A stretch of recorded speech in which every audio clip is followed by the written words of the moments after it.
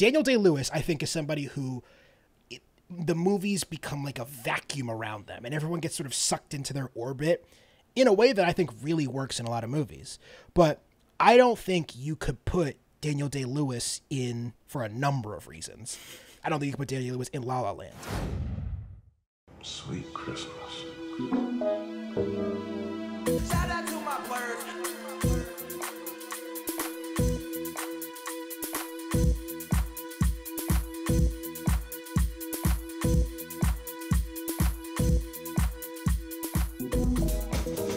Hello, hello, hello. This is Che.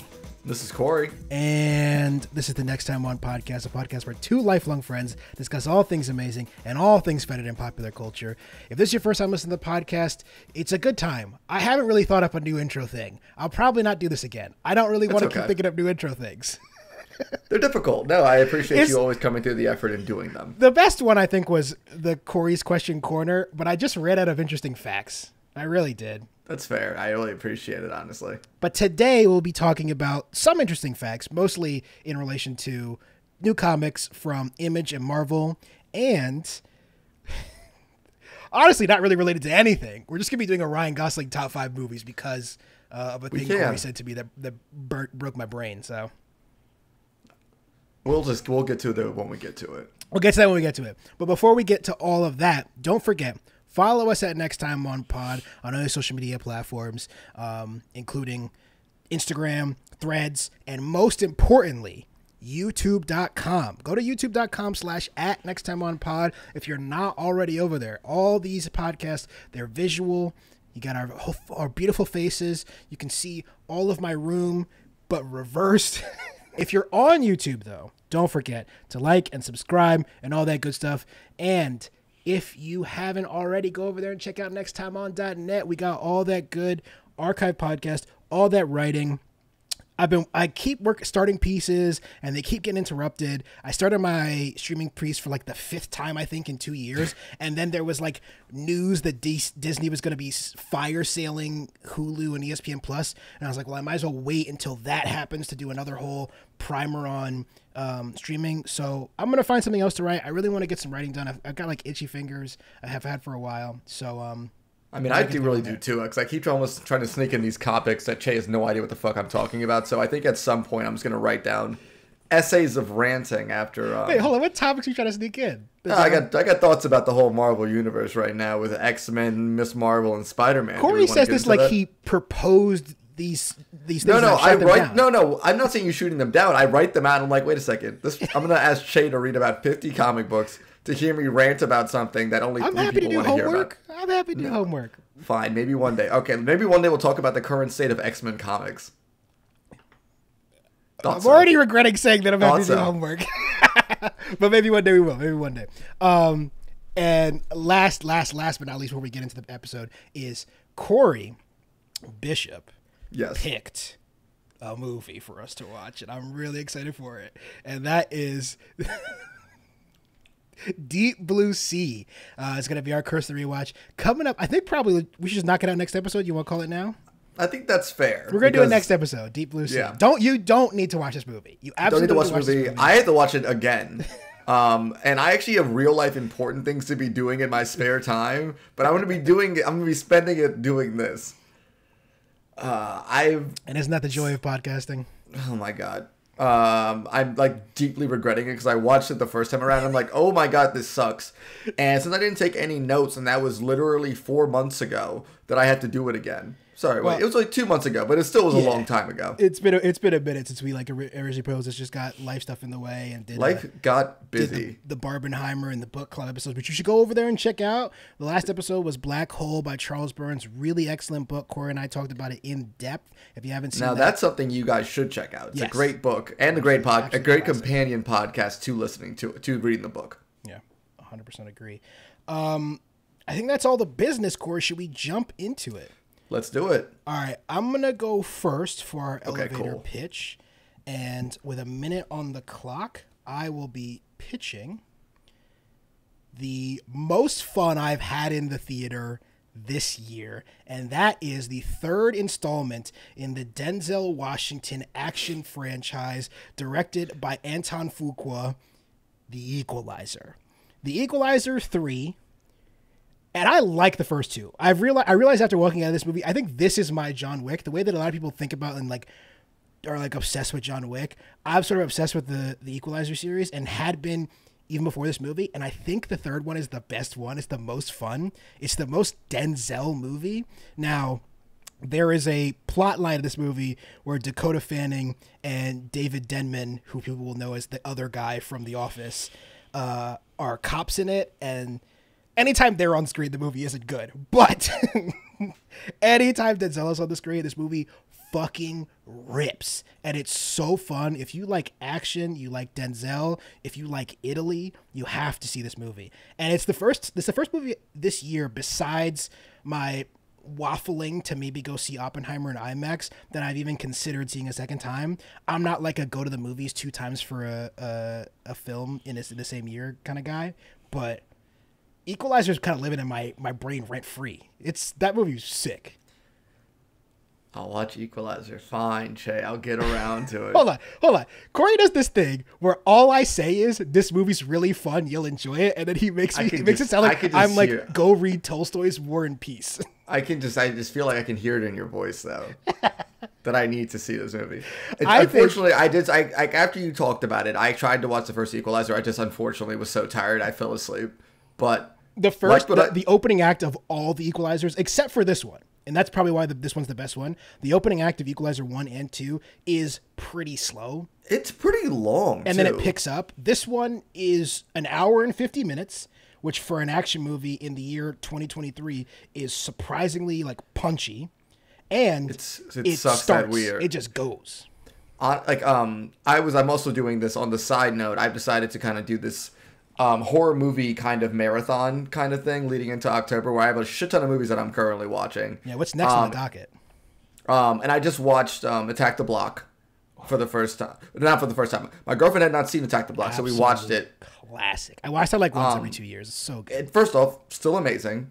Great film, and it just throws you into it immediately. Can I throw a take at you? Sure. Still John Boyega's best performance? I think it is. And I love John Boyega. That's not a slight on John Boyega. I think that's I think I might agree with you still. It's like it's so good. It's such a good character. And you guys haven't watched it. It's like very fun. It's like, what if a bunch of shitheads found E.T. and then it just kind of goes from there? Yeah. It's like if E.T. was in the fucking blocks, dog. Yeah, the Mandem. Yes. And also Evil Dead. And the reason I bring them both up though is because both of them are just tight 90s, and there's no bullshit, just gets right to the plot, and you just keep it moving. Yeah. And I miss that. I really do miss that. And leading into what is just a great tight 90 film is my recommendation. Oh, perfect segue. Throwing it over. I know. Damn, right? It's almost like we've been doing this a minute. I've got a minute on the clock for you, Corey. All right, thanks, man. And go.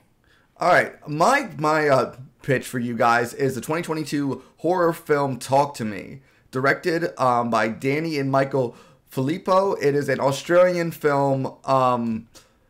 It's kind of like a very demonic horror film, and the reason I watch horror, but I don't really get around to it as much as I wished I want to.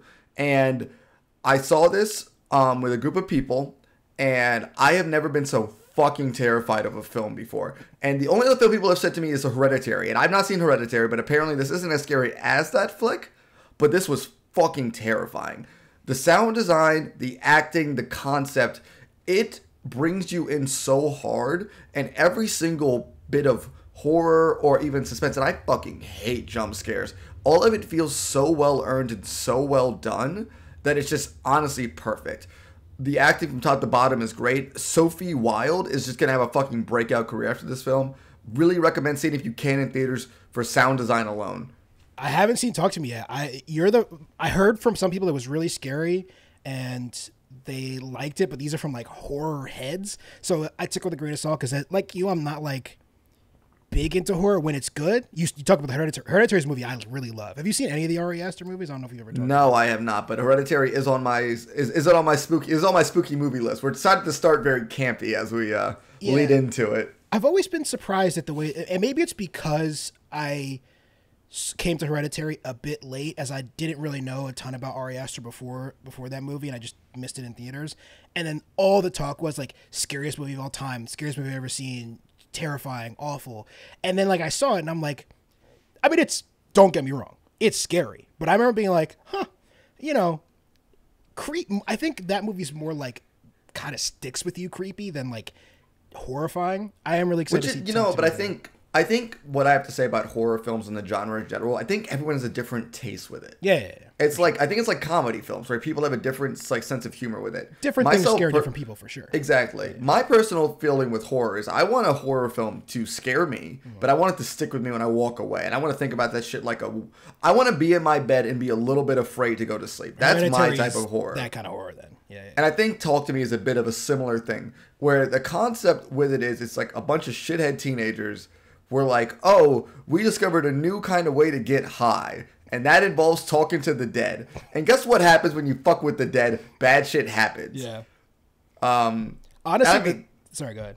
No, like, I was watching and talking to my friends. I'm like, yeah, I wouldn't do this. I'm like, no, we would have done that. It's like, we were idiots. And I'm like, yeah, we probably would have done it. But big old metaphor for substance abuse for sure. But I thought it was done in a really well done way.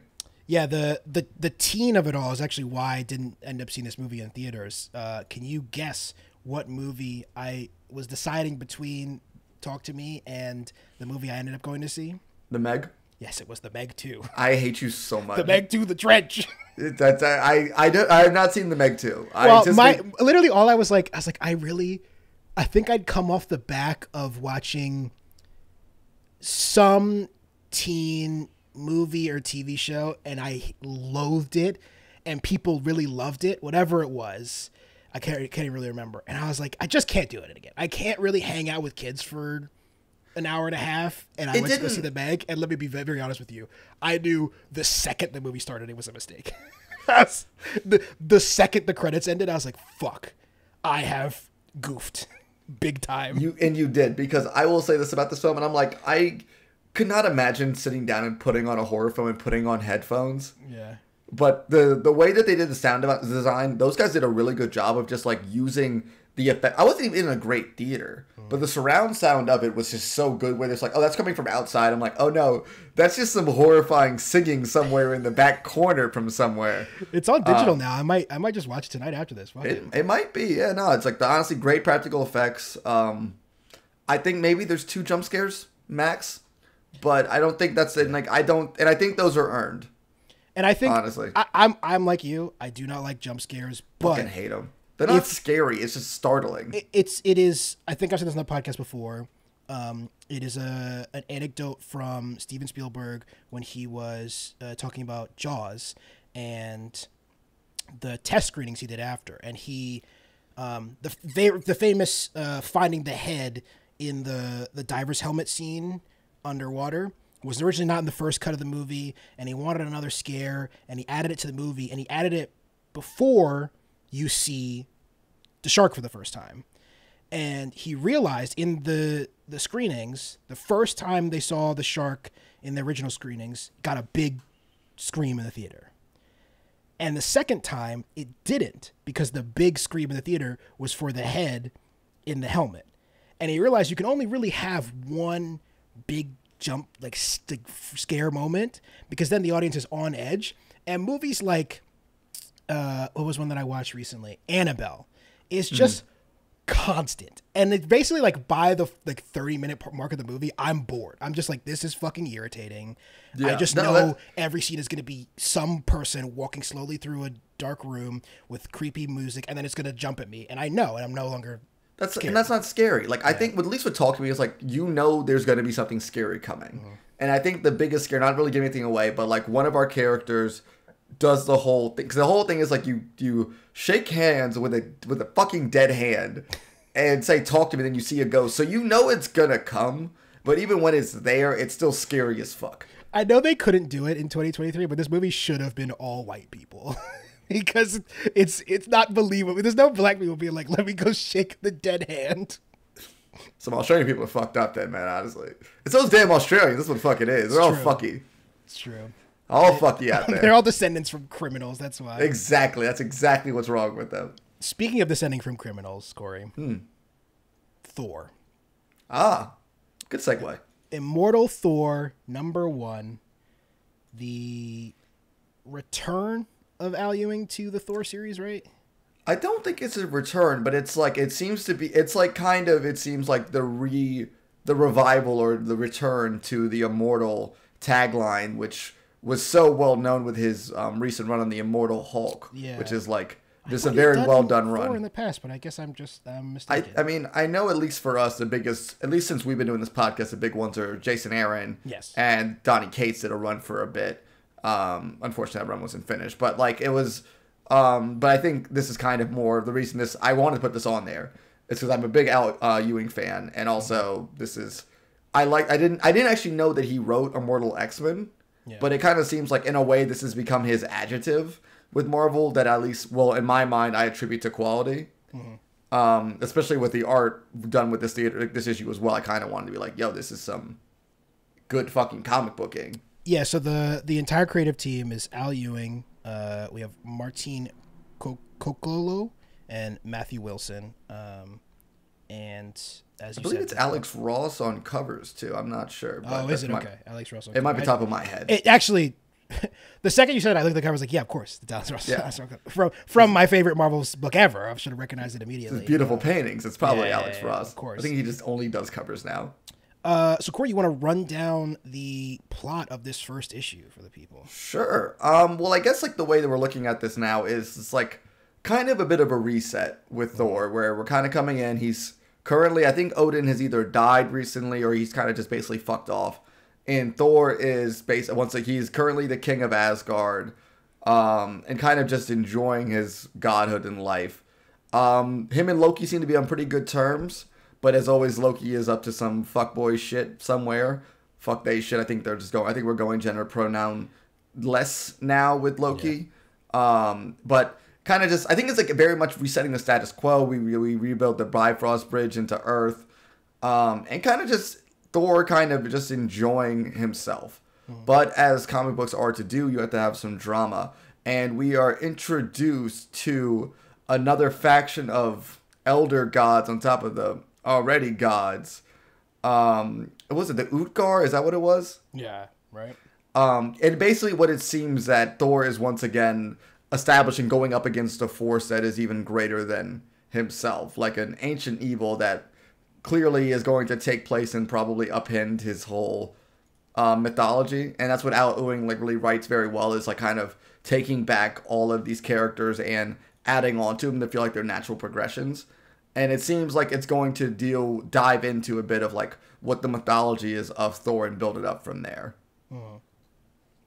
Yeah, I also really enjoyed this issue. I think I'm rarely the type of person to be like, I liked the setup stuff really well. It's like page. I'm looking right now at my copy. It's page 30 of 39 basically when we meet the big bad. Normally that would annoy me, and I'd be like, "Get to the shit, my guy." And actually, the beginning of this, the setup, the stuff with Loki, the stuff with the ice giants out of it, which if you'd asked me before, do I ever need to see ice giants in a Thor comic book again, I would have said no, thank you, I'm good. And they're good. It's a good opening scene. Like the I command the thunder scene, which is kind of like, I was like, oh, okay, this is very much what we're gonna get as the book, and it felt just very. And like the way they call it back at the end too was just fucking great. It's a real it feels like it's a classic and a modern Thor book sort of meeting each other, and it is a real callback to the heydays of the original like Marvel. Yeah, it feels original. It feels like it feels old. It feels old in a good way. Like it feels like kind of a return back to like what these stories and what kind of Thor is. It doesn't feel like what the modern age of comics really is, and it kind of feels like, oh, we're about to kind of throw ourselves into an epic tale. Yeah, I also find that it's tough for people to write. Basically, anybody besides Jason Aaron I've ever read doesn't seem to know how to write Thor dialogue well, and it's a hard thing to do. Yeah, he always feels either a little goofy or stilted or a little bit of both, and Thor has like a lot of chemistry with everybody in this book that I think is really hard to pull off in comic books in general, much less a comic book of the god of thunder.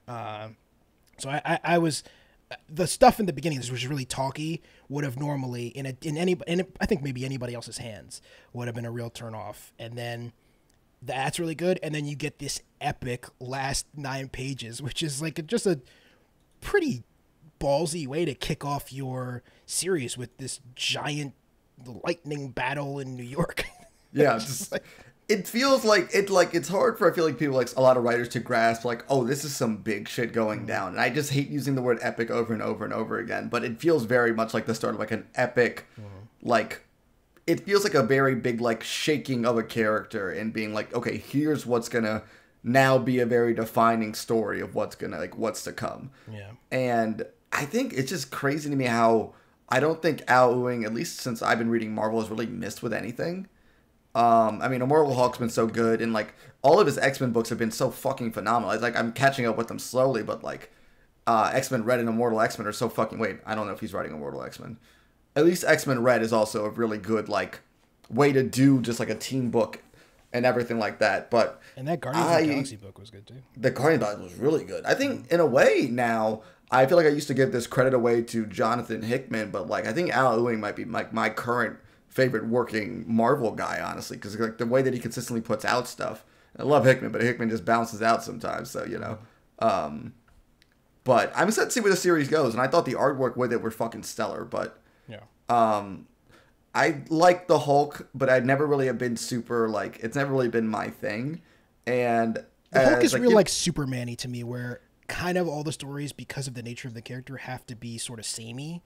Where it's like, exactly, we're exploring rage and like how you can contend with this burden of power and suffering, like in solitude, and it's like that's good, and I think that's for certain people. It's just like it's like personally, it's not for me. And I do think Immortal Hulk was a very departure from that, but at the same time, it really was never my thing. But this very much felt like it's my shit. I also think that's why I really liked Amadeus Cho, because he just felt like a different character in a way that you could never really pull off with Bruce Banner. It's like Greg Park. Yes. Greg Pak, right? Greg Pak. Yeah, Greg yeah. Pak. I mean, that like also. Excellent. If you haven't read that, excellent. The Greg Pak's, what was it? Invincible Hulk. Yeah, I think it might have been Invincible Hulk, but like if you look up that era, and also the Hercules out of Amadeus Cho book leading into that might be one of my favorite like goofy Marvel runs of all time. Yeah. But I mean, honestly, this like you got weird Hulk references. Yeah, Amadeus Cho, the Immortal Hulk books are both very good. World War Hulk is also fucking excellent. But no, yeah, I'm really liking where this is going. I am very excited to see where it's going to go from here. And I kind of like to just, every once in a while shout out a very solid first issue of a new run, especially because we don't really talk about Marvel that much anymore. Well, we only really talk about Marvel when we're disappointed. And we were talking the other week that Marvel's been having some pretty good books recently, which I would love. I would love it if I could start picking up Marvel books again and not be constantly disappointed. They actually have the stuff they've got coming out this week. So we're recording on the Wednesday, but I haven't got a chance to read today's comics yet. And the stuff they've got coming out this week looks really interesting. I'm really excited for like Avengers Inc. It looks really cool. The Astonishing Iceman issue 2. Yeah, I mean, speaking of Al Ewing, that Avengers Inc. is also Al Ewing. So there you go. It could be the case that Marvel has found. Let's not get ahead of ourselves. It's been like a couple months of this, I think, but it might be the case that Marvel's really found their groove again, and that would be great if the big two are swinging. Image also is always like making shit I really like. Obviously, I'm an Image head. Yeah, I would just love it if I could read more good comics instead of being like, God, this fucking like Spider-Man #1 sucks again. I mean, the problem. Okay, and I agree with you, but also Amazing Spider-Man currently does suck. Yeah, no.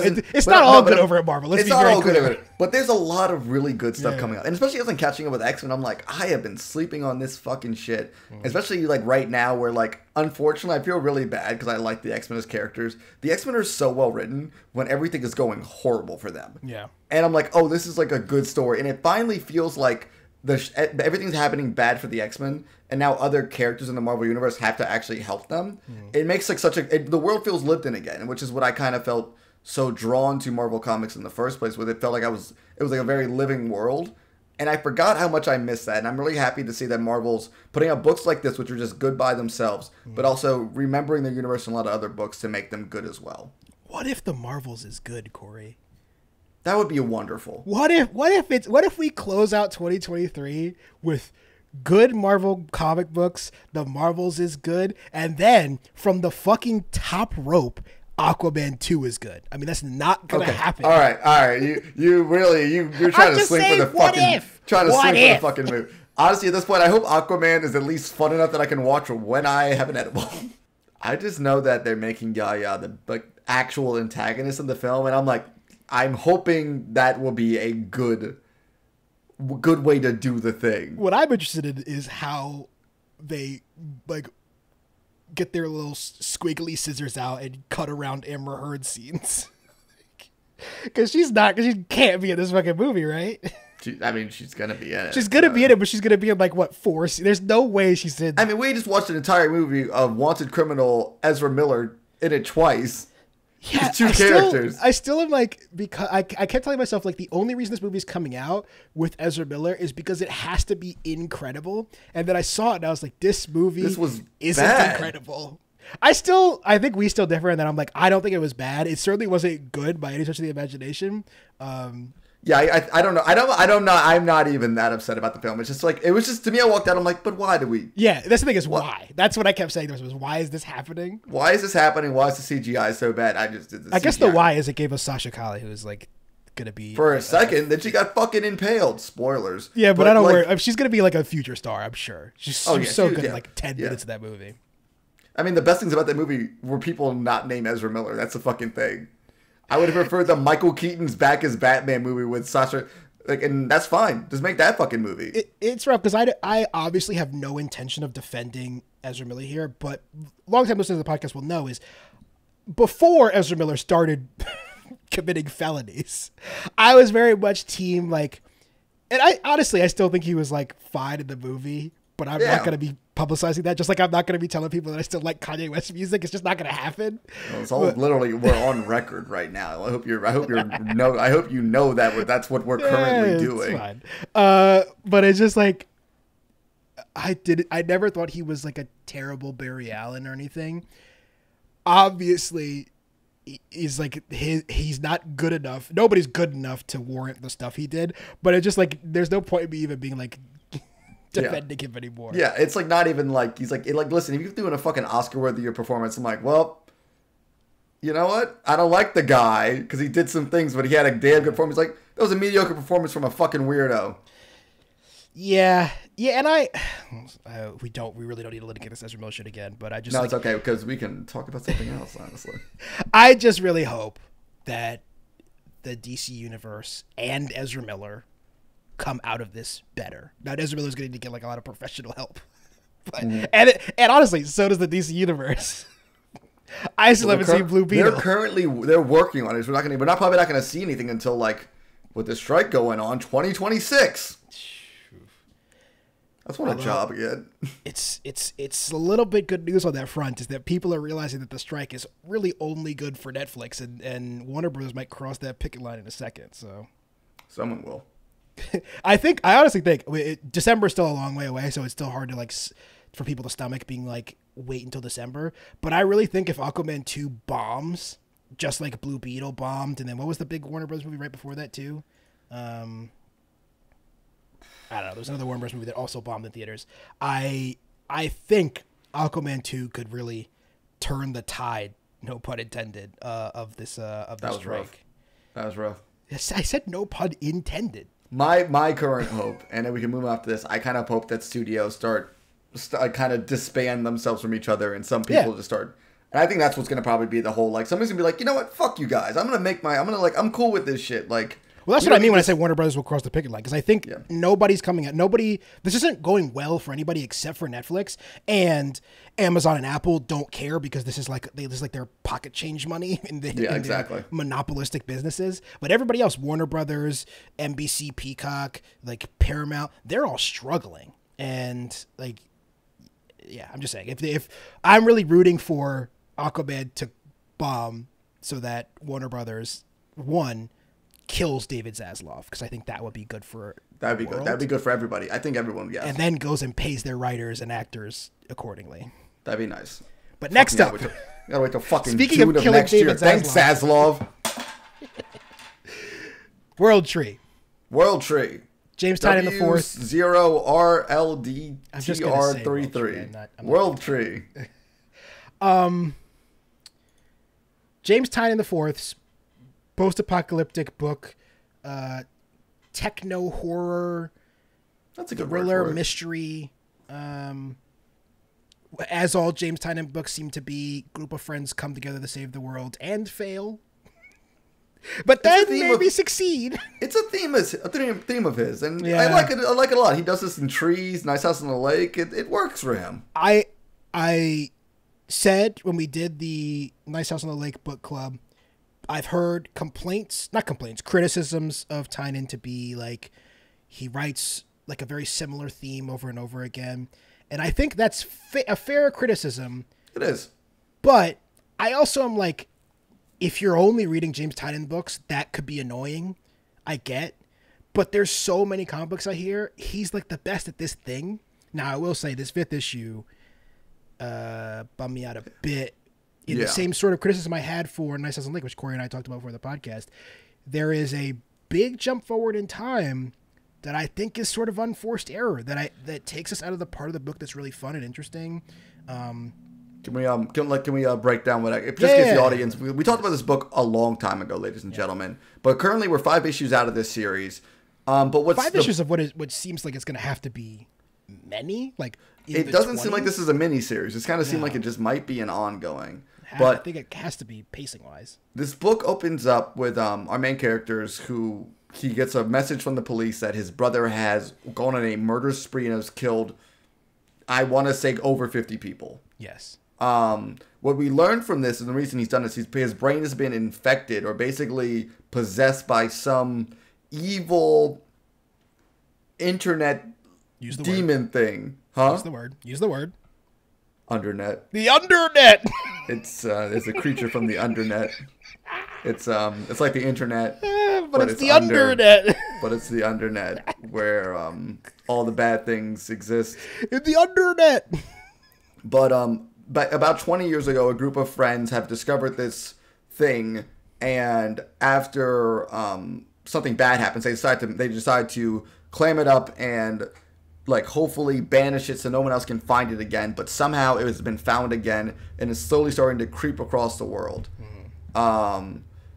As it happens, this guy tries to go in. He goes to the police station to get his brother, to talk to his brother. But before he really can get an answer out of his brother on what happened, a naked tattooed woman comes into the police station and shoots his brother in the head and also murders the entire police department. I want to say, yeah, visually, one of the coolest looking villains I've seen in a comic book in a while. Now, obviously, listeners who have read the book will be like, well, you just like the tits.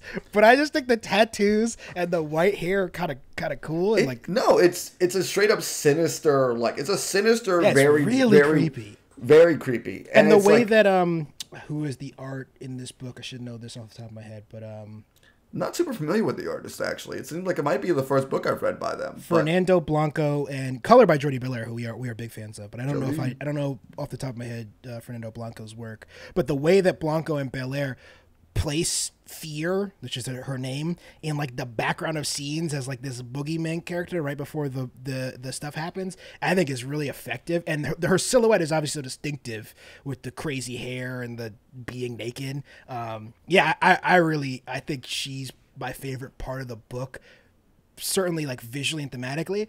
I don't understand the reveal in the 5th book. I'm not, maybe that'll pay off later, but at the moment I'm just mostly confused by that. Well, basically after this whole thing, it's like kind of this group of friends who basically disbanded after the unnamed event happened. They kind of reconcile 20 years later to be like, okay, we need to make sure we get to contain this as well as possible. So kind of that playing the whole, like, we haven't seen each other in a while, so a lot of friends kind of coming back together and talking about things and, doing the things that, people haven't seen each other in 20 years do, I guess. I don't know. immediately 30. having sex with each other. Like, I'm only 30. Instantaneously. Yeah, that was a bit strange. The world's ending and these two like just go off and just poor timing. We'll say that much at least. You think so? But yeah, I mean, like, so pretty much his friends are like trying to come together. So everyone gets consolidating into this one point as we're kind of getting the big reveal in the info dump of like basically what this is as I laid it out to you guys. In the end of the issues 4 and 5, we get the big reveal that Fear, this evil naked boogeyman who's been following around our group of protagonists, is actually one of the group's Gabriel's sister, who we do see briefly in a flashback, I think an issue or two beforehand. As she was the one who has been in, is basically, I think, like what we can look at her as. This is what could happen if you fully let this infection take place upon you. And she seems like one of the first. She's like which is what patient I think, zero for the Undernet's takeover. Which I think is the whole like reveal about this is why they haven't seen each other in so long. Probably because of what happened to her. Yes. This seems like it seems very much like this is like was the reason this group of friends have kind of backed away from each other. Even more reason why, and I don't want to keep harping on it because I am still enjoying this book. Even more reason why I think the third timeline edition is more of an unforced error, because I think we already had 2 pretty interesting timelines and a question about how we got there that is interesting. Adding a third timeline with another being like, well, how do we get here is, I think, a lot to juggle. One. Yeah, and which we haven't mentioned yet. Yeah. The third part about it, which I have to say though, the initial showing the original group and what's happening in timeline is so much, and like in the present timeline, basically what we're left at is, pretty much one of the guys turns off the internet as a way just to contain everything. Which is like, it's bullshit. Pick his phone out, press a button, and there's no internet. Internet, he just gets rid of it. He's done. There's no more internet, so the virus can't spread anymore. And he suggests that it's going to be like for months. Yeah, he said it's going to be a while before we get it back around. I'm like, you kind of like, which obviously that's going to fuck a lot of things up. And sci-fi rules, we got to take what he's saying as grit. Yeah, we have to take it as fact. We're poking fun, but this is like it's basically it's a sci-fi book. It's a sci-fi book. You got to kind of take some of this shit and run with it. And yeah, that's where we kind of left in the whole like, oh no, what happens now? Everyone kind of seems to have gone in their own directions after evil boogeyman lady showed up again. But the problem with now we get also introduced to a third timeline, which takes place in the future, the far future, where we're full on Terminator, Skynet, the world's been gone to shit, and only one person's left around to kind of send messages about and kind of, I guess, tell us the story of what's happening. But it feels so strange to introduce this dead timeline, because I think the whole interesting thing to me about this is how these people are going to fight back against this. Yeah. This unrelenting force, what it seems like it's happening. Like, it seems like the virus has spread. It's gone to many people. That's why the internet had to be shut down, because I think there was like 100 other cases of people going on these mass murder sprees. Mm-hmm. And that's why the internet had to be shut down.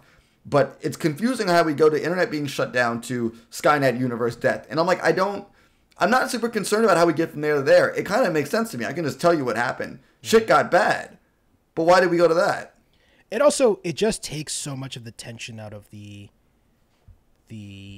current, basically present day timeline, because we know our heroes quote unquote lose. It's just, and there is a way to set up the story where you have the 2024 timeline and the 2049 timeline, and you jump back and forth between those, and that is interesting. But the fact that we've already spent basically the better part of 5 issues establishing the fact that like these friends have banded together to conquer evil, and then what seems like sort of like the end of a prologue, basically like 5 seems like it's where the book is beginning, which okay, but that really like pulls the rug out from everything we've seen in the first 4 issues. It's again, I feel like I'm saying a lot of the same stuff that we said in the book club for Nice House on the Lake, which still hasn't returned weird to answer any of those questions. I'm assuming it must be the art with it, because I think he also, it seems like James might have taken a bit of a break for a second, because I know Something is Killing the Children, one of my favorite series, also was on a break until recently. I think they just finally came back this week, or new issue this week. So take me forever to get another volume of that. Yeah, James Tynion is a creator who I trust, so when it's all said and done, this may be a move that makes sense narrative wise. It just feels weird in the moment And it's like it's a twist that I think undercuts a lot of the stuff that I thought the book was about. And it may just turn out the book wasn't about that.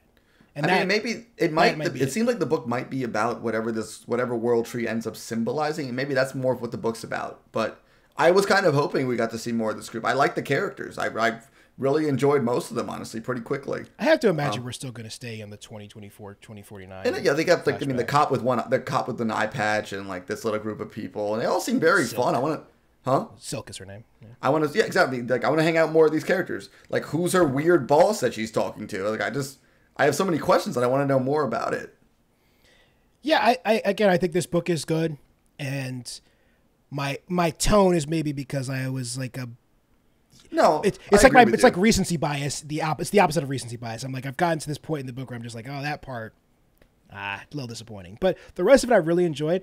On top of the fact that I think this is just top tier art. Tynion seems to get really so great, weird artists. I mean, this reminds me a lot of the Department of Truth artist. I was getting the same vibe of that too, especially like the little glitching they would do every once in a while. I like that a lot. Yeah. But I think this artist definitely does a good job of making everything feel so sinister. Like it feels like everyone could be safe, and then out of nowhere you see it in the back of it, just like, oh, there's that motherfucker. She's gonna destroy everything in about 10 to 15 pages. That's why I said great villain. Great villain. She's great villain. My favorite part of the book.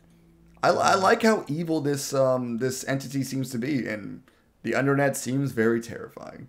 Yeah, and it's terrifying in that it's like it's got the Joker thing where it's evil but for seemingly no reason. Like we don't. That's what's so horrifying about the opening of this book when we're just seeing this kid going around to houses killing people for what a way not for seemingly no reason, for no reason, and just at random basically. And I do like when we have these kind of I like this as a storytelling technique where we have these characters like the experts on it, and they're like, how do you know this works? And you're like, honestly, guys, we just kind of figured this shit out once. We don't really know what we're doing, and I kind of just love that idea. Just like the people who have all the answers. In the end of the day, they basically had to trigger their doomsday option in order to try to fight this thing, and even then, that's a band-aid. I like hopelessness. I just kind of wish I didn't know how hopeless a situation could get. And I think that's what I like a lot about James is like I like the situations where everything just feels so desperate that like I don't know how these people are gonna get out of it any other way. Like with trees, it's like when they reach the point like, oh, there's no way to make it back. And I mean like the book keeps on going. And I'm like, I like characters against the wall and how do they adapt these new situations. I just never really I've never really been a huge fan of the one person in the apocalypse as a trope, I think, and that's just kind of more me. But I'm hoping, and I mean, listen. I don't think James would have a book where he introduces all these characters and have it just be about one guy that we don't really know that well. Well, are we 100% sure that Ellison's the only one that's still around? No, we're not. It just feels. Obviously not. But I think it seemed like from the people that we've already been introduced to, he was the last one. But at the same time, we don't fucking know. It seems like it's been like what was 40 years or something like that, 30, 40 years. So. It's only 25 years. The other thing that was kind of weird. It's like a short amount of time for the world to completely end. I mean, shit got really bad and basically this book's only happened for 2 days, honestly. Yeah, but it was like the world we see him in. It's like there's different buildings. Yeah, it's like shit. Yeah. It's a bit rapid, but I guess if you're gonna have your same characters, you can't jump forward too far anyway. Anything else to say about World Tree before we take a quick break? No, I'm excited to see where it keeps on going though. I'm hoping wherever it goes is a fun direction, but I think I'm gonna roll with James's punches for now. Yeah, agreed. All right, we're going to take a quick break, and we're going to come back and talk about the great Ryan Gosling. Did you fall down the hill? I had 3 drinks tops. Yeah, that's why you can't walk straight. Oh, excuse me, I'm carrying a dead body, and I have a schwanz in my face, so I'm sorry I'm not Prakishnerov. You can't even say Baryshnikov. You did, didn't you? You fell down the hill. You get drunk, you lose your gun, you take a header off the balcony, and now you're going to tell me it's like a hallowed time-honored detective ploy, right? It was very slippery up there, okay? I was in the pool. You were in the pool? Yeah. Why? I had to question the mermaids. What were you doing while I was working? Thank you. Let's get rid of this guy. Oh, God.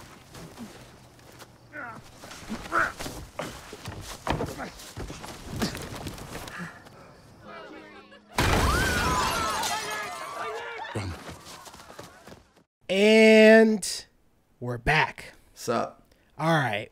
Some time ago, when the Barbenheimer craze was taking over, Cory and I did an episode where we talked about the biggest movie of the year and the third biggest movie of the year at the same time. And Cory said to me, "This is my favorite Ryan Gosling performance." That's you, by the way. That's me. That's fair. Then yeah, sounds just like me. And I was both shocked, and I couldn't really rebut because I wasn't prepared. And for the last 2 months, I've tossed and turned in my bed, not sleeping at all, really. Waking up in cold sweats, thinking about Barbie. I don't know why he has such a big problem with it, though. That's the thing. Like, I'm not discounting anything. It's like, no, it's not even a big problem with it. This is my favorite piece of pie. I'm not saying I fucking hate cherry pie now, you know? No, this is true. This is true. But what we're going to do today, mostly so that I can finally sleep throughout the night, is we're going to do our Ryan Gosling top fives. And this is top five, or I should say, I'm pretty sure we both did it this way. This is top five performance, not top five movie. Agreed. Yes. Okay. Which also did fall into some of the choices that I have made. Yeah. Well, I would say we'll get to, if it doesn't make the list, so we're gonna do our five to one, and then we'll go through some of the movies that maybe didn't make the cut. There's a lot of movies that I love. I would say even a lot more than the ones that made my top five that didn't quite make this list. But let's just get into it. Cory, what's your number five? My number five is the 2007 film Lars and the Real Girl, where Ryan Gosling plays Lars. I really thought this was one of the ones that I was pretty sure I was going to be the only one of us that had this on the list. So this is higher up on my list. So let's save it. We'll keep moving. I don't know why I've seen this movie or what made me seek it out one day. I think this movie is excellent. But yeah, like I said, we're going to talk about it in a second when we get to my list. My number five is, I'm starting off with a bit of a controversial one, I will say. And if this movie ended at the 50-minute mark, it maybe would be in the top two. Number one, maybe. Know exactly what this is. And this is The Place Beyond the Pines. There you go. Good. Hey, what are you doing here? Anything you want to tell me? Anything you think I might want to know before I leave here? Forever and I never come back? Let's go outside. Come on.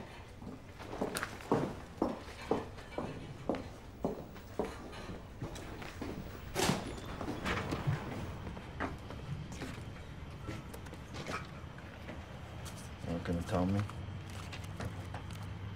It's just a fling, right?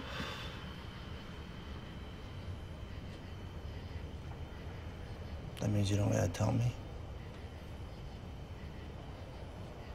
This is like a common courtesy, or there might even be a law, you know, you gotta fucking tell somebody. Haven't heard from you in over a year. You just took off. Never called me.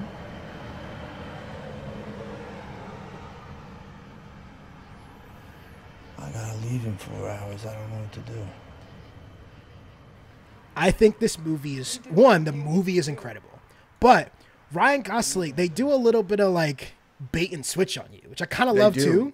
With the trailer, it's a big old bait and switch. The poster is him dead center on the poster. And Eva Mendes. This isn't on my list. It's not on your list. Okay. It's not on my list, but I do really enjoy his performance in it. It's kind of like in The Departed, where like when Leo dies, I'm like, wait, what?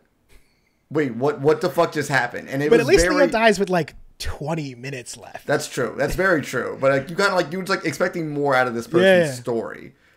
Ryan Gosling dies, and there's like an hour and a half of this movie to go.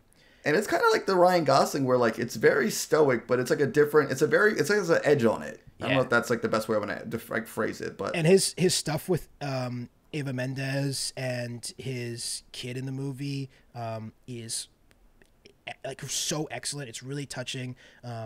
I love this performance. Like I said, if it feels a bit like a cheat to put it in, because he's not really the main character of this movie. But no, that's fine though. We can count it though. Yeah, that's okay. Like Yeah, no, I think that's okay though. All right. Absolutely. I'm glad we're in agreement. So what's your number 4? My number 4 is The Nice Guys. The Nice Guys. I will say, I love this movie. A tough cut from my list, but did not make the cut. So let's talk about The Nice Guys. So I was considering I'm not going to say the other one, I was considering putting it in a very similar vein of this film. But I think this was one of my first experiences of him as like a comedic actor.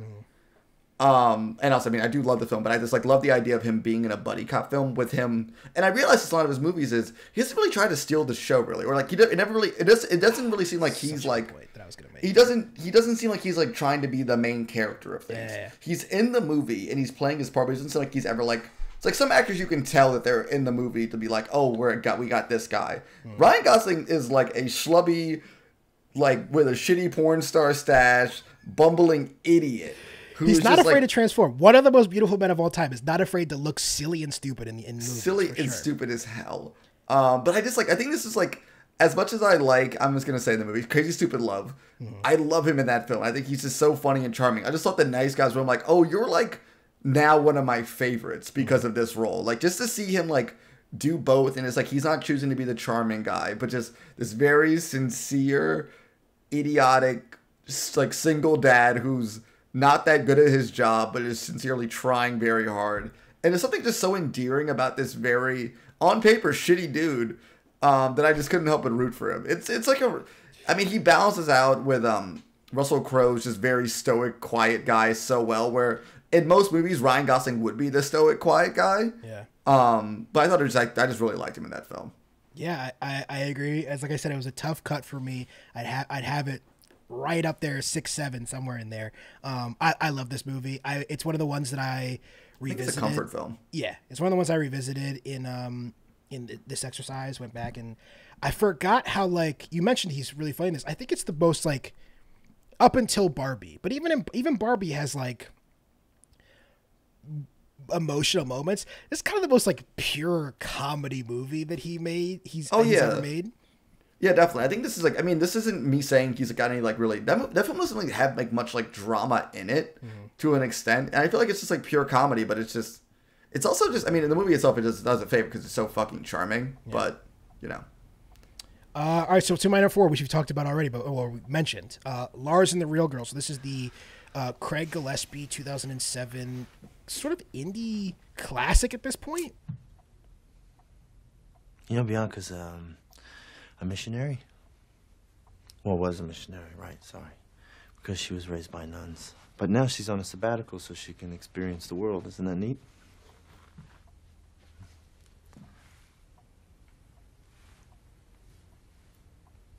She's shy. Well, you are. Everything's so new for her, right?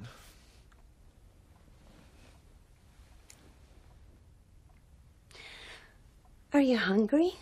We're starving. Gus, will you give me a hand in the kitchen?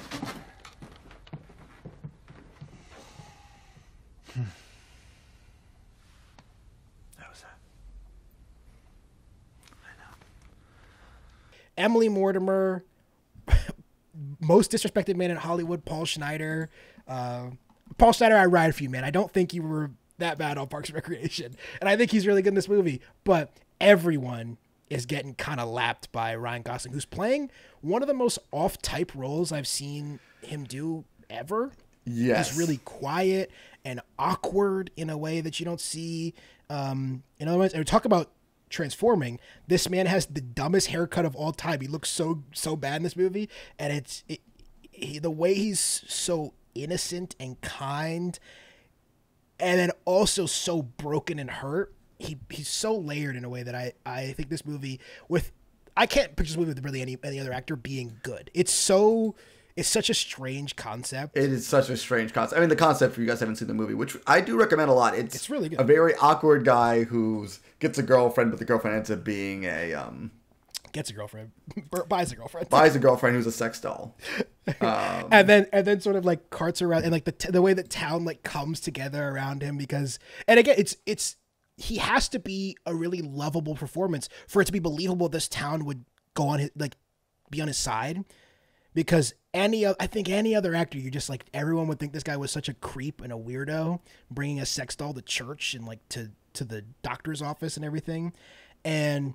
you just watch everyone sort of be charmed by how charming Ryan Gosling is in this movie. I think it's really excellent performance. It's very like Her, where Her is like sad, but you're still really like the guy, but like to a better extent where like you even like, you really like, you liked Lars by the end. And it's just like, you can just tell that he's just like trying his best, but it's a charming but really weird movie. Yeah. Oh yeah, for sure. Very strange. What's your number 3? My number 3 is Drive. Thank God. Another one that I was sad to see not on my list, but I didn't make it. But I love this movie as well.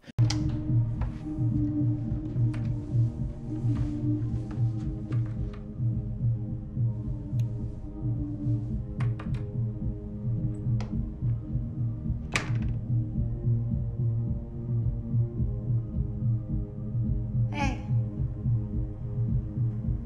Hi.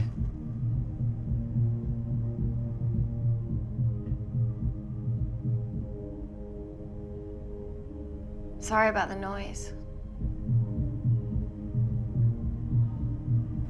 I was gonna call the cops. I wish you would. This is one of the ones that I think I love more. I love the movie a lot more than some of the things that are on this list, even some that are higher up. But yeah, I'm like, I think the performance in it is obviously great, but obviously not in my top 5. No, and I mean, I agree with you. I think like his performance in it is a strange way to pitch this, because he's not much of a character, but he does a very good job of being the silent presence. And but in a lot of the scenes, but I think the thing that's really good about this performance is in most of it, he is the silent killer driver, unnamed character.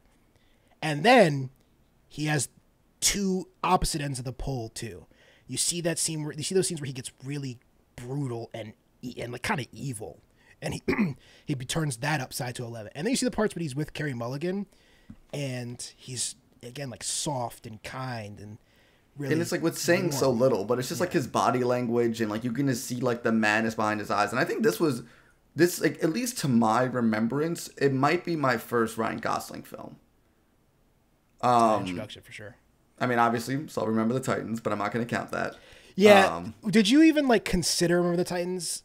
I didn't consider it at all. He's in 2 scenes. Also, he's a liability at cornerback, so it's just like, why not use a liability in that film? Why would I want to put him on my list?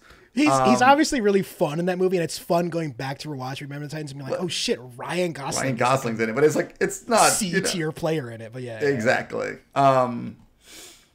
But no, I think Drive to me was just such a well done performance, and just stoicism, and just like very much like, it's hard to pull off that character where like, yo, this guy's like a badass, but he's like the quiet badass, and not find it like fucking goofy or like annoying or just not really give a shit. But even like just in his like just the little mannerisms and like the way that he's like always in a rush, or he's like impatient or like frustrated. It's just such a good character. It's like doing so much with saying so little. He's like the epitome of show don't tell with a character. Also Drive just fucks. So that's Drive fucking rocks. Che, what you got? My number 3, which I think a lot of people will be surprised at its placing. 3 is high. There's only 2 movies above it. But my number 3 is the Damien Chazelle film La La Land. Got it back on my wall. Probably my favorite movie of all time. I think it's in my honorable mentions. I think it's a solid 6 for me.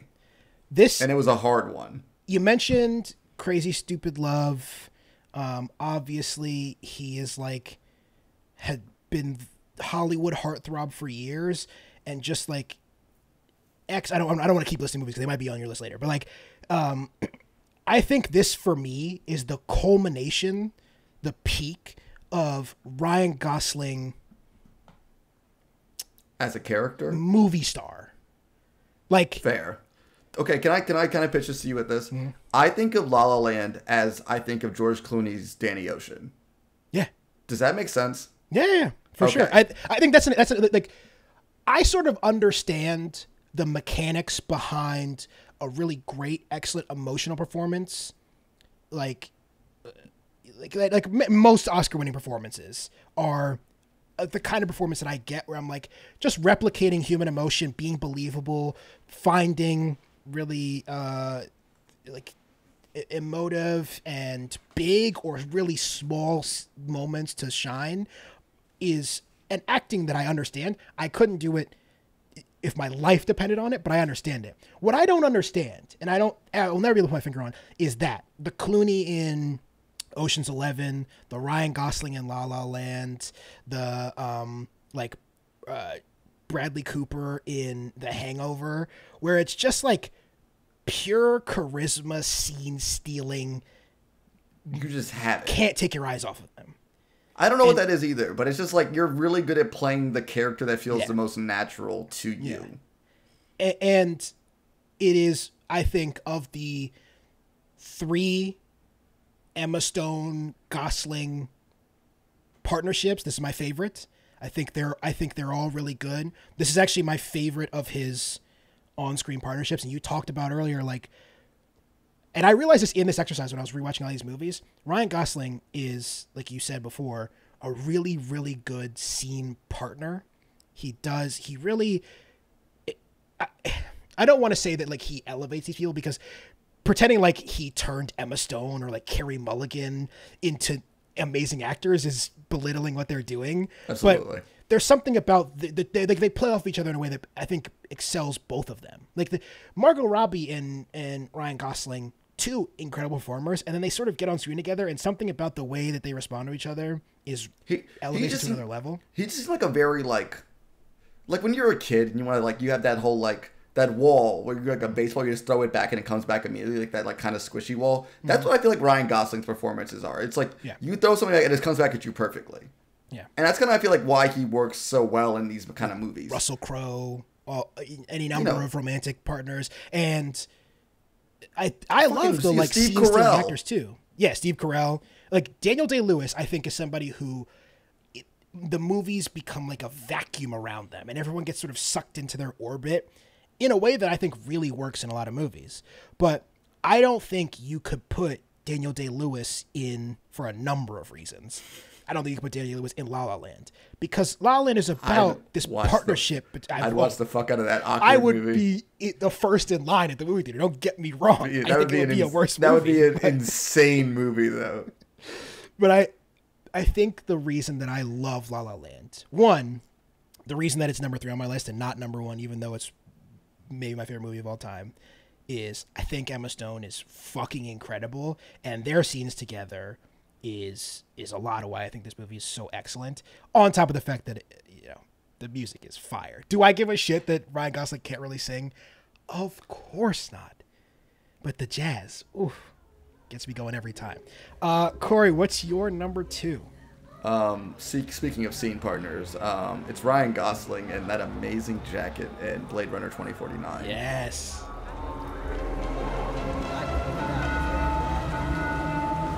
Hi. Hello, A-boy. You alone? Jatkan Blade Runner. Mitä se on? Mennään, se on vitu vaan. It's okay. It's fine.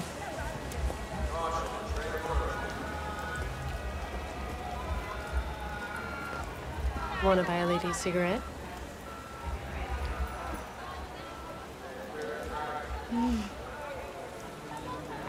Oh, you don't even smile. Didn't you hear your friends? Don't you know what I am? Yeah. Guy eating rice.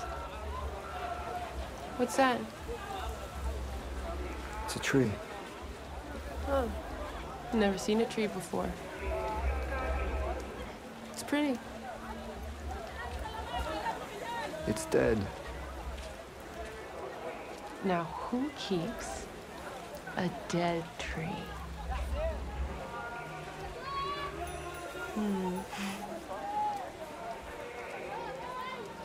You're not gonna kill me, are you? Depends. What's your model number? Why don't you look into my eye and find out?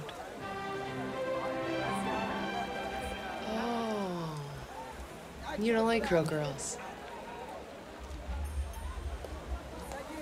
Well, I'm always here.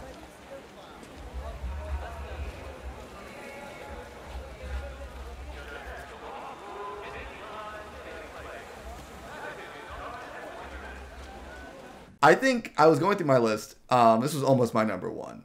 But I can't. I tried to guess your five, and this one I had at number one. So I'm very interested to see. I mean, I think I know what This is your number one? No. This is another one that is. I'm really glad we had. Oh, interesting. Not on my list. Not again. Really? Okay. A movie that if I was ranking Ryan Gosling movies just by movie, it'd probably be number two. I fucking love Blade Runner. But See, his performance I put Blade Runner because I just thought of I couldn't think of any of his other performances where he just kind of goes through so much because we kind of do use that stoicism that we kind of see in Drive, but just a complete and utter destruction of a character. Oh, yeah. As we see this man just get broken down over the span of 2 hours and this backlit neon bullshit as he's just at Honor Day. Speaking of other actress, the Honor Day Armas stuff in this movie just so heartbreaking. Like it's destructive, and every Harrison single Ford, time I see it, I'm like, why? He even makes scenes with Jared Leto standable. It's just like the entire film is just him just like seeing this character on a slow descent into madness. Every time I watch this movie, I think, what the fuck? How good would it have been if there was no Jared Leto in it? It would have been would it have been the greatest movie of all time? It would have been perfect. Absolutely fucking perfect. What a fucking loser. I know. I fucking hate that guy. Oh man, but Blade Runner 2049 is an amazing film, and I just like because it's just like so many of those repeating shots, and like whenever we see him just kind of break down more and more and more, and then like at the very end, I mean, it's up to debate on what actually happens to his character, but when he kind of just has that like breath of relief, and it's like, man, if you just chill here and die like this, you fucking deserve this fucking break because your fucking entire existence has seen fucking rough and horrible. So good. I mean, you were talking about. We've mentioned stoic a lot, and I think in a lot of performances, obviously, the thing I like about Ryan Gosling is he has a lot of range, but I think he's most used and certainly most well known as like the stoic, quiet guy, and I think other than, and I'm going to use these two in the same sentence together, and I don't think this is even blasphemy. I think other than Denzel is the best at just like silent taking over of a scene. Ryan Gosling and Denzel can be in a scene and say no words with their scene partner, and your eyes will be locked on them the whole time. And I wish we lived in the universe that Two Guns, we got rid of Marky Mark and put in Ryan Gosling. Now that would be a perfect. It would be a perfect movie. Was it called I will Two say Guns? I still fucking kind of ride for Two Guns. No, Two Guns is weirdly a good movie, right? It was pretty fun. Okay, I can't remember it very well, but I think it was fucking fun. Okay, cool. I feel like it was fun. I just kind of I can't remember it that Denzel well. Washington's having a good time. It is not it would not make the like 15th paragraph of the Denzel Washington biography. Don't get it twisted. But I really enjoy Two Guns. Yeah. Che, what's your number two? My number two is Blue Valentine, and this is the 2010 drama. I will admit, this is what I've talked about me making this list of different people today, and this has been the one that everyone's like, so like, is it gonna be Blue Valentine? I have not seen Blue Valentine, so I cannot put it on my list, unfortunately. This is obviously in contention for number one. They were all in contention for number one. Ask Me Tomorrow, it might be my number one. Michelle Williams, Ryan Gosling, drama romance about a marriage, two timelines basically. A marriage starting, a love starting, and then a marriage falling apart. And watching both of them, they're both incredible in this movie, but specifically Ryan Gosling, watching the dichotomy of these two. He's basically playing two different characters. He's playing like a bright-eyed, charming, daring, whole life in front of him, like falling head over heels in love, young man, and then in the same movie, really cutting back and forth in between each other, he's playing somebody who's like lost their way, and it's one of the most believable transit. Like I just see the character. You can see the whole life of the character in this 2-hour movie, and I have it beat out La La Land for performances for me, just because I think that partnership he has with Michelle Williams in there, and a lot of it is like the movie just gives him slightly more to do as far as like range. Obviously, I love La La Land more than Blue Valentine, but I love Blue Valentine. Don't get me wrong. I think Gosling is so good in this movie, and I remember the first time I saw it. It starts in like the later timeline, and I'm like, wow, they really like uglied him up for this movie. I wonder why, because it's like Michelle Williams still looks fucking incredible, and it's not like he's supposed to be super old. And then you get the first flashback, and you realize like, oh, they've just like. They're trying to tell you that the whole life has been sucked out of him. And he plays it so well. I think this movie, if you haven't seen this movie, which you haven't, Corey, but if your listeners haven't seen this movie, run to watch. It's so fucking good. It's sort of gut-wrenching, and I think at times the performances really prop up I think a kind of a weak script. But Michelle Williams and Ryan Gosling might be two of the greatest living, if not greatest actors of all time. So it just really sings. I do love Michelle Williams. So good. Yeah. Corey, what's your number one? I'm promising I'm not doing this as a bit. I sincerely did think about this. That's fine. And I stand by it, I think. That's why I did it. I wanted to get to the end, and I wanted to know if it really was Barbie, and it is Barbie. It is Barbie. It is Ken as Barbie, and I love him in Barbie. Don't get me wrong. I love him in Barbie. If I wasn't severely injured, I would beat you off right now, Ken. I'll beat you off with you any day, Ken. Hold my ice cream, Ken. All right, Ken, you're on. Let's beat you off. Anyone who wants to beat him off has to beat me off first. I will beat both of you off at the same time. But you don't even know how to beat yourself off. How are you going to beat both of us off? It doesn't make sense. Why are you beat yourself off? You're going to beat both of us off? Nobody's going to beat anyone off. Honestly, I think it's like so many things we listed right now. Yeah. It's him just as well as he's a good scene partner. Mm-hmm. And when I was watching the movie, I'm like, oh, this is going to be great. He's going to play the same like the nice guy character to Margot Robbie's like character with them in existential crisis. Mm-hmm. But I don't know the moment. But I think one of it was like, as soon as he had his own little cutaway in the Barbie movie where he's off on his own and he's just having these amazing, hilarious scenes back to back to back and seeing this completely and utterly stupid man come to terms and understanding of how the world works was just such a good vehicle to tell the story. And the comedy that he does in these scenes and the way that he just portrays himself, and it's like he's doing all of these emotions, but he's just keeping it all all molded together between the same character. So he's doing the serious moments, but it's all just coming through this comedic and dumb man. He stole the movie. Yeah. Ken was the best part of the Barbie movie, where, in all honesty, if it was any other actor, this character would be fucking insufferable to be around. I would hate every time he's on screen. But Ryan Gosling does such a fucking good job with this character that sincerely, when I walked out of it, I'm like, oh, this is like as a joke. But I'm like, as I said that I thought about it, I'm like, I think this might be I'm not a fucking actor. But I think at least watching it and the enjoyment level I've gotten from his performance and like the investment I felt into his character, I think it's Ken and Barbie. Yeah. I was mostly joking when I said like I think this performance is really excellent.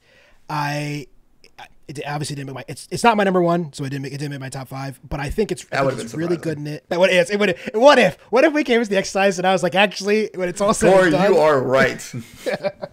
No, I think he's really good, and I think we've both said on this podcast a number of times when we're talking about comedic movies. Comedy is, I don't even know if it's deceptively difficult. I think actually everyone deep down or even on the surface knows how hard it is to perform comedy, like be a comedic actor in movies.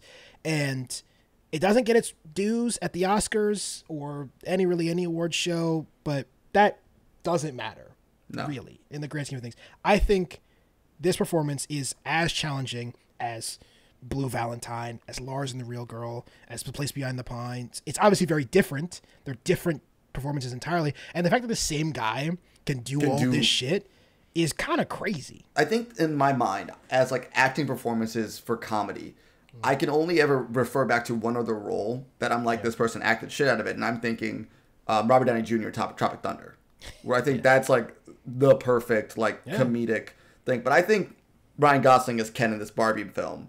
Well, you know what, this list, so I feel like tomorrow you ask me, I could probably feel a different way about it. It's the same for me, yeah. But I think like Ken's character in that, like my next time, I'm like, I can think of a good acting performance that I'm like, this is what I would qualify as something of like, here's how you teach acting in a comedy. And I think I would show this film as a way to do it. Because, like, with Crazy Stupid Love, he's being very snarky, but still very charming. In Nice Guys, we kind of got this whole, like, goofy thing. But in Barbie, it's the full-on, it's the physical comedy.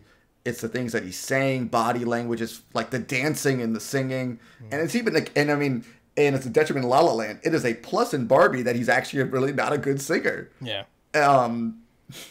But that's my pitch as Ken for Barbie as being at least my number one for today. I think a lot of people would agree with you. I am not one of those people. As I said, I love this. I love that movie. But my number one, I'm curious. Could you guess it? Do you think you could guess what it was? I might, but say it. It is the second appearance by my boy Damien Chazelle on this list. Interesting. That is First Man. Interesting. That was number 7 for me. Jimmy asked what you didn't say when you get onto the moon.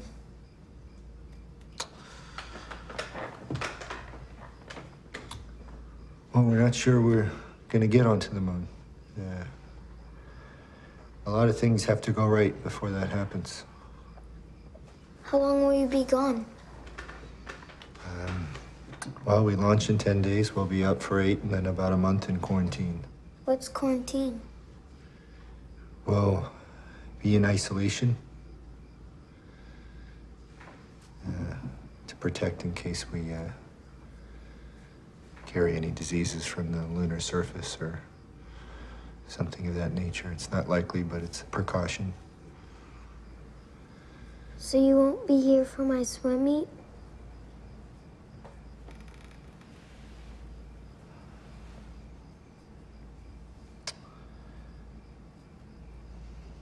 No. Sorry.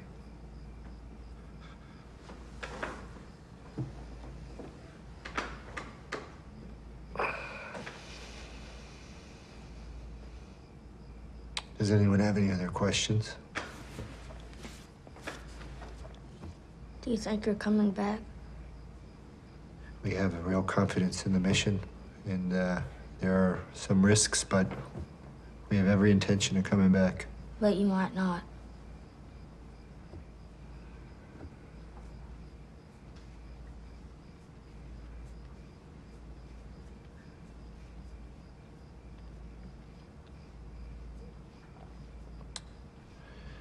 That's right.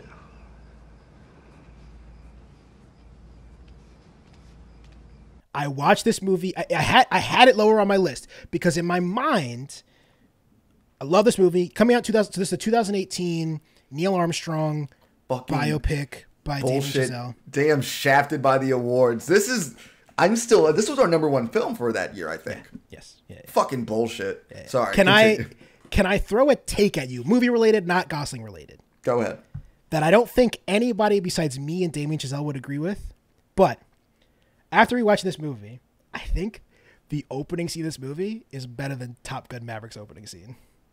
Is it the one where it's just in the chamber? Yes. It's so fucking stressful. And he doesn't talk. He doesn't speak for 5 full minutes. And I remember I saw this in IMAX and I'm just on the edge of my seat. It's so loud and then immediately so quiet. And it cuts back. It's so jittery and cuts back and forth between. I think it is the peak of Damien Chazelle's directing, just technical skills in this movie. The thing about First Man, and I didn't expect it going into it, it is basically I don't want to say a thriller, but I thought it was gonna be a very kind of quiet, kind of biopic, but it is it's a bit horrifying at times. It has really, really tense moments, and I think the tension and release of the movie is what is you see mirrored in Gosling's performance. And once again, just talking about scene partners, the way he and Claire Foy play off of each other in this in so complicated relationship. I mean, this is a guy who, in Neil Armstrong, who is recovering, or really has never recovered from the death of his daughter, and is trying to contend with the fact that his family is really irrevocably shattered, but he still has a wife and another child that he has to care for, and at the same time is trying to do a thing that no human being really even can fathom of, and like travel to the moon. And you see this like tension in their marriage. And the thing I love about this movie is it's not like Apollo 13, another movie that I do really like, but this isn't a space movie. No, it's not. A movie about a man, which tricked me. Yeah, I wanted some spaceship, but what I got was a beautiful film. Yeah, and it is. I like you. I had it on my initial list. I had it lower down than my top 5 because in my memory, I remember being like, it's just Ryan Gosling being quiet for 2 hours and 20 minutes, and then the greatest shot I've seen like maybe in my entire life when the fucking camera exits. Honestly, the greatest use of aspect ratio change in any film that existed. Blew the head out of blew my brains. Yeah, come fight me. But when I watched it again a couple days ago in preparation for this because I was like, it's been a while since I've seen it, and I just wanted to refresh my memory on like exactly what he's doing in this movie. It's again him just being quietly, emotionally scenes. I mean, the movie opens, other than that opening scene with just incredible tension, and then we go straight from that to basically sequences of his daughter suffering from cancer and dying, and him having to it's these emotional highs. He fucking he does a thing that 2 human beings before him had ever done. Breaks the atmosphere, sees the Earth from a perspective that nobody's ever seen before, comes crashing back down to Earth, almost dies in this incredible, ripping action sequence, and then goes back to his study and trying to he's got notes about how cancer treatments, and he's getting calls from his doctor, and his wife is trying to get him to talk to his son, and he's shutting down. And the performance blew me away. When I saw this, I think he's so fucking good in it. I've been, as you said, this was our number 1 movie of 2018. I think we talked about how great this fucking movie is. For a guy who has, as we said, Blue Valentine, La La Land, has these really complex romantic relationships on screen, I think this is quietly, because like you said, this movie got fucking shafted by the Academy, is quietly one of the best. And I love Claire Foy in this movie, and I love the way they play off each other so well. And I think there was a thing where she was like, "Oh, she's not a character in this movie." I said, that's the whole point. It's a movie through his perspective, and he's running as far away from his wife as he can. Literally. And you see it. You just see him the scene where he's saying goodbye to his son is still it's partially funny, but also so heartbreaking. Yeah, it's so good. The one that the scene that stuck with me is the scene at the wake after his daughter's funeral in the opening sequence, and his son comes up to him, and it's just the first moment you see of the beginning of the sort of the demise of Neil Armstrong as in this movie, of his relationship with his family, and his son is like, "Hey Dad, do you want to come play?" And then he just lies to him. He's like, "I have to go help your mother." And his son, you could see his son, his nose, he's lying. And he's just okay, and walks away. And you just watch him go and sit quiet in the corner and cry. And it's, Gosling is fucking incredible in this. And it's I actually really love that we ended. You've inspired me to rewatch this. Oh, it's so good. I really love it. Yeah, no, because it's been honestly, I think I only have watched this. I saw it in theaters. Yeah. I think it had been maybe one time since, but it's been a while. It's probably maybe 2020 was the last time I saw it. But I kind of love that where we ended up was Barbie, this really big, funny, loud performance, and First Man are our 2 number 1s, which is this quiet, internal struggle. And I think in a lot of ways that sort of tells the story of this guy who, when I started out rewatch these movies and making this list and stuff, I would have told you Ryan Gosling, excellent, love him.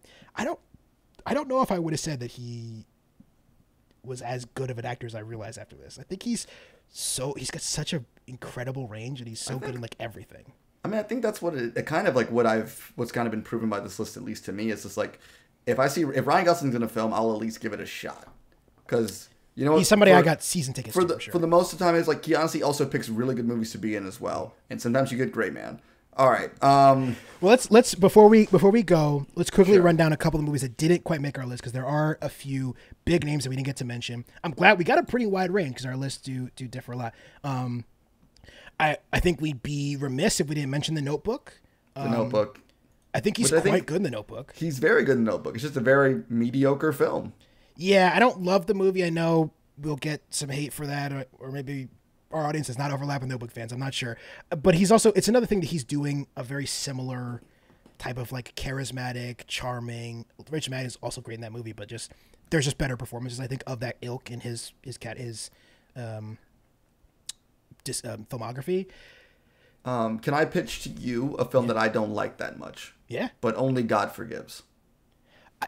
I had it on my list too, and it was in the honorable mentions, and I was like, this movie isn't good. It's not. It's not good. But he's I've never wanted to like a movie more than Only God Forgives, and then I was like, I'm like, well, fuck me, that was.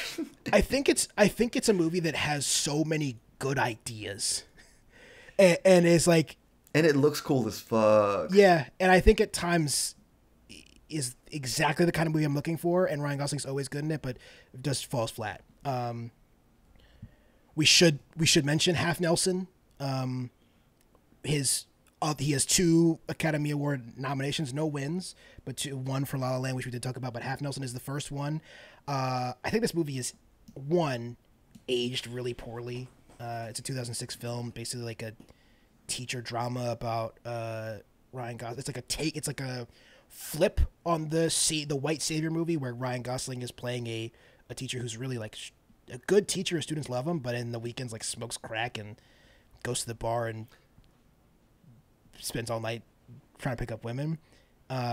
He's good in it, but I hasn't smoked a little crack and gone to the bar in the weekends? Let's not throw too many stones. All right. I also think quietly Anthony Mackie's the best performance in that movie, but I've never seen Half Nelson. It sounds interesting though. It's good. I don't think it's quite. And also 2006 was just like a really bad movie year, which is why I got nominated. 2 more I wanted to mention. Now throw it over to you if you have any others. The Ides of March, which is, I think, certainly the best George Clooney directed film and maybe the only good George Clooney directed film. And talking about screen partnerships, he and George Clooney like really going at like loggerheads against each other. Really, really excellent partnership. I remember seeing posters for this everywhere, and I completely forgot about this film.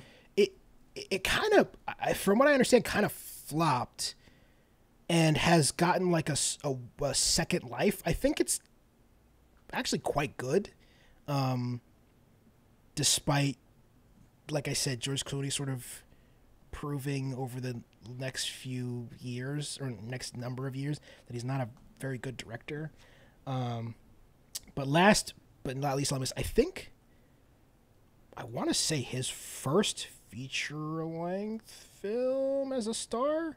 I might have those numbers wrong, but this is the so it's right after Remember the Titans. So he is basically first feature-length film as a star, and this is The Believer, which is it's